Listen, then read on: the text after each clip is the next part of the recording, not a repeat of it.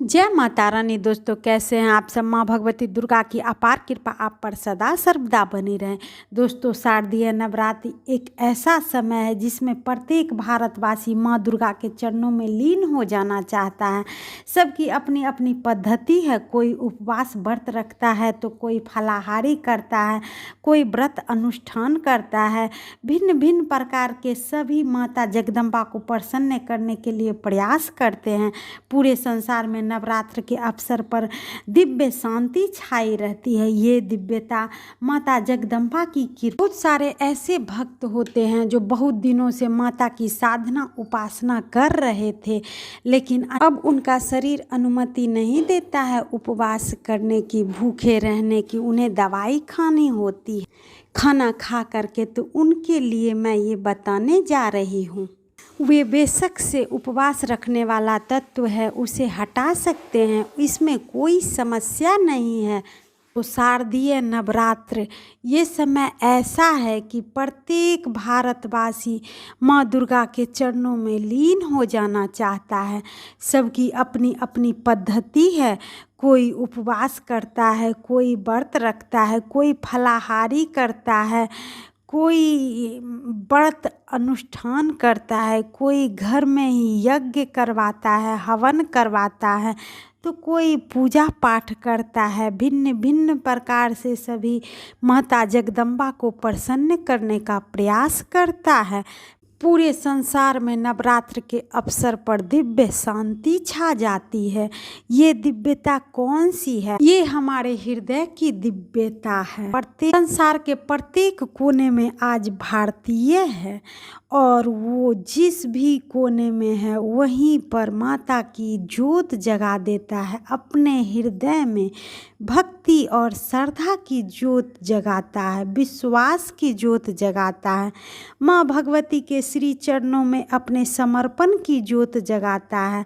अनंत ज्योत जगती है मेरी महामाया माँ दुर्गा के दरबार में। लेकिन क्या इन सभी ज्योतों का प्रकाश महामाई माँ जगदम्बा माता दुर्गा के पास पहुँच पाता है? सवाल ये है कि आपने जो भी नवरात्रा की पूजा उपासना अनुष्ठान किए हैं, क्या ये माता दुर्गा ने स्वीकार किए हैं? जगदम्बा इससे प्रसन्न है? इसका पता कैसे चलेगा? बड़ी कठोर साधना करते हैं लोग 9 दिनों तक। प्याज नहीं खाएंगे, लहसुन नहीं कुछ लोग तो बाल भी नहीं कटवाते हैं, सेव भी नहीं करते हैं। बहुत से कार्य ऐसे हैं जो रोक देते हैं लोग 9 दिनों तक। तो सवाल है कि साधना क्या स्वीकृत हुई? माता दुर्गा, माता भवानी, माता महामाई को यह साधना स्वीकृत की? तो आज मैं ध्यान विधि के बारे में बताने जा रही हूँ। आप इस ध्यान विधि को आप इस साधना अनुष्ठान के साथ जोड़ेंगे तो केवल नवरात्र ही नहीं, किसी भी पूजा अनुष्ठान के साथ जोड़ते हैं तो अनुष्ठान करते हैं तो उसका अनुष्ठान की सफलता इस ध्यान विधि पर पड़ती है। मानकर चलिए कि नवरात्रों में आप बहुत सारी तामसी चीज़ों का त्याग कर दिए, केवल एक समय भोजन कर रहे हैं, फलाहार कर रहे हैं, उपवास कर रखा हुआ है, किंतु आपने क्रोध कर दिया। क्रोध करते ही आपकी सारी तपस्या निष्फल हो जाती है, क्योंकि क्रोध के लिए शास्त्रों में कहा गया है कि यदि कोई व्यक्ति अनुष्ठान करता है और अनुष्ठान के समय यदि क्रोध दिला दिया जाए तो उसकी सारी तपस्या पूजा निष्फल हो जाती है। एक व्यक्ति बहुत ही बड़ा अनुष्ठान किया, बहुत ही बड़ा यज्ञ कर रहा था और बहुत ही पुण्य मिलने वाला था उसको, क्योंकि वह बहुत ही श्रद्धा और भाव से माता का और भोलेनाथ का पूजन अनुष्ठान कर रहा था। अब अनुष्ठान का समापन होने वाला था। अभिषेक के बाद, दुग्धाभिषेक के बाद तो दूध लेने जो आदमी गया था अभिषेक के लिए, वह आने में उसको देर हो रही थी और उधर पुरोहित जी बैठा था जो बोल रहे थे कि अभिषेक अभिषेक के लिए दूध कहाँ है, ये बोल बोल करके यजमान के वह कान खाए जा रहे थे। अब यजमान का पारा चढ़ गया धीरे धीरे। जैसे ही वह आदमी दूध लेकर आया, वह यजमान आदमी पर बरस पड़ा। ये कोई समय है दूध लाने की? अभिषेक का समय बीत गया। तेरे कारण मेरे अनुष्ठान, मेरे अभिषेक में देर हो गई, समय निकल गया तेरे कारण। उसको बहुत सुनाया। और इस बस जैसे ही उसने क्रोध किया, जितना पुण्य था सारे अनुष्ठानों का, उसका उसी समय क्रोध के कारण समाप्त हो गया। क्रोध करने से उसके पुण्य तो समाप्त हो गए, साथ साथ पाप भी चढ़ गया। तो ये वैदिक शक्तियाँ बहुत ही समझदार होती है। आप सोच रहे हैं माँ जगदम्बा को प्रसन्न करने के लिए, माता को प्रसन्न करने के लिए हम व्रत उपवास कर रहे हैं। उधर माँ जगदम्बा अपनी माया से कहती है कि जा जरा खेल इन जीवों से, जीवों के साथ खेल और इनकी तपस्या जो कर रहे हैं उसकी परीक्षा ले। और माया जाती है, कभी दूध वाले को लेट कर देती है, तो कभी कोई अन्य कार्य कर देती है, तो कभी कोई और कार्य करवा देती है, कभी कुछ नुकसान करवा देती है। बस नुकसान हुआ और आप भर गए क्रोध में, हुई आपकी तपस्या नष्ट। ये गहरी राज है इस बात का।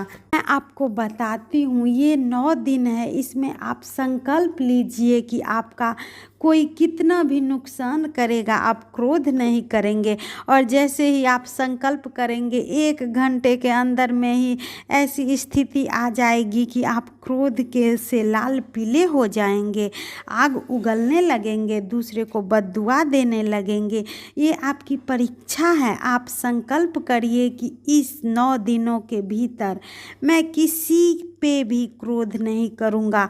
तो माँ जगदम्बा तक यदि अपनी तपस्या पहुँचानी है, अपनी भक्ति पहुँचानी है, अपनी श्रद्धा पहुँचानी है, तो अपने व्रत उपवास अनुष्ठान को सुरक्षित पहुँचानी है और सुरक्षित रखना है, तो शांति की कवच में लीन हो जाइए और माया छोड़ खुद को त्याग कर माता की साधना में लीन हो जाइए।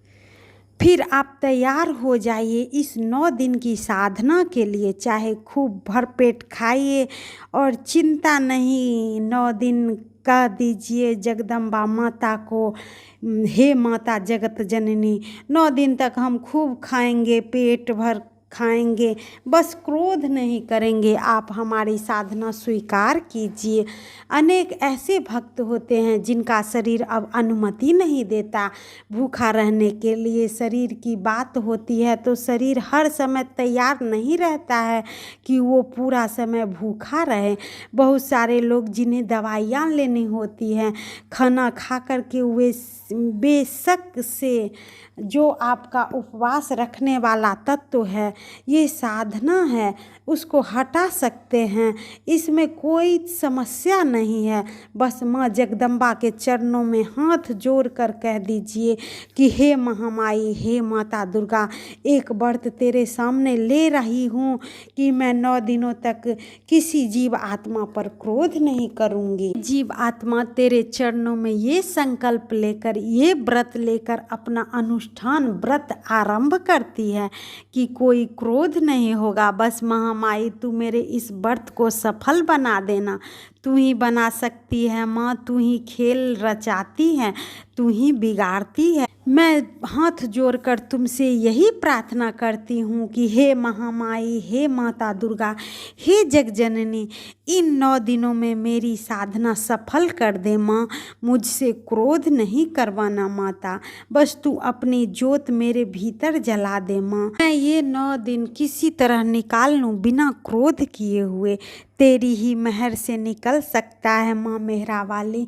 तो नवरात्रा में ये नया व्रत करिए, खाने पीने में मत परहेज करिए, खाने पीने से कोई फर्क नहीं पड़ता है। आप कर लेते हैं तो ठीक है, आप अगर नहीं कर पाते हैं तो भी ठीक है, ये गहरी चीज़ नहीं है। माता जगदम्बा तो भावना की भूखी है। गहरी चीज़ें ये है जो क्रोध नहीं करना, तो महामाई के चरणों में कुछ अर्पित ही करना है तो बेशकीमती चीज़ अर्पित करो ना। ये तो सस्ता सौदा है, क्रोध अहंकार अहम अर्पित करो ना। ये साधना अगर आपने कर लिया तो देखिए महामाई आपसे कितना प्रसन्न होती है।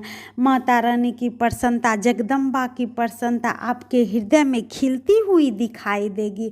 उसका सुगंध का आप अनुभव करेंगे और 9 दिनों की यात्रा पर आप चलिए, ऐसी यात्रा जिसमें क्रोध का नामो निशान ना हो।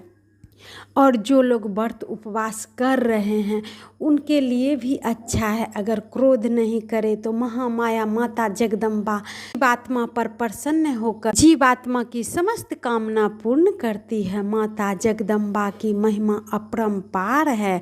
तो दोस्तों, अगर वीडियो आपको अच्छा लगे तो लाइक और सब्सक्राइब जरूर करिए, अपने फैमिली और फ्रेंड के साथ इसे शेयर करिए, कमेंट में माता रानी का जयकारा जरूर लगाइए, जिसके कारण आपके अंदर सकारात्मक ऊर्जा का वास हो। हर हर महादेव।